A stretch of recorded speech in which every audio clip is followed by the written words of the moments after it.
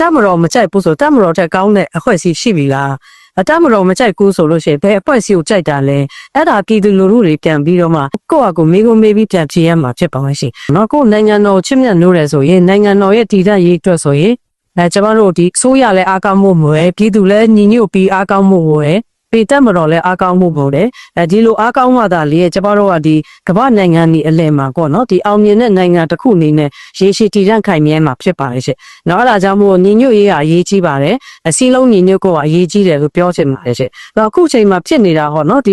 2020ရွေးကောက်ပွဲတုန်းကဆိုလို့ရှိရင်တမတော်ရဲ့အခမ်းအနားကိုတိမတ်ပြုတယ်လို့ပြောတာနဲ့လေအဲ့ဒီလူပုဂ္ဂိုလ်ပဲဖြစ်ဖွဲ့စည်းပဲဖြစ်ပေါ့နော်ဒါဝိုင်းပြီးတော့မှနှိတ်ကွက်ခံရတာရှိနေတာပေါ့ရှင့်။အဲ့ဒါကတကယ်တမ်းဆိုလို့ရှိရင်ကျမတို့ကိုလမ်းလွှဲကိုခေါ်ဆောင်နေတယ်လို့ကျွန်တော်ကယူဆပါဟုတ်ပြီတမတော်မကြိုက်ဘူးဆိုတော့တွေးခေါ်ယူဆတွေပြည်သူလူထုထဲမှာရမ်းမဲ့ထည့်ပေးနေနော်အဲ့လိုထည့်ပေးနေတာတကယ်တမ်းဆိုလို့ရှိရင်ကျွန်မမေးခွန်းကံမေးရမှာဖြစ်ပါတယ်တမတော်မကြိုက်ဘူးဆိုတမတော်ထက်ကောင်းတဲ့အခွင့်အရေးရှိပြီလား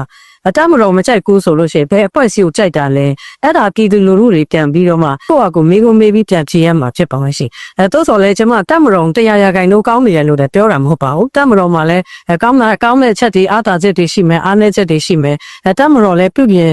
ပြီးတော့မှဒီထက်စွမ်းတမဆောင်ရွက်နိုင်အောင်စူးစမ်းရအောင်မှာဖြစ်ပါတယ်ဒီအစိုးရတိုင်းလည်းအဲ့လိုပဲကောင်းအောင်စူးစမ်းနေရမှာဖြစ်ပါတယ်ဒါပြည်သူလူထုတွေလည်းပြင်စရာတွေရှိပါတယ်ပြည်သူလူထုအမိုက်ချတာအခုမှအမိုက်ချတာမျိုးဆိုတော့ဒါအစိုးရနဲ့တကယ်တမ်းကြတော့မဆိုင်ဘူးဆိုလို့ရှိရင်အမိုက်ချတာပြည်သူလူထုလည်းချတာဖြစ်ပါတယ်သို့တော်လည်း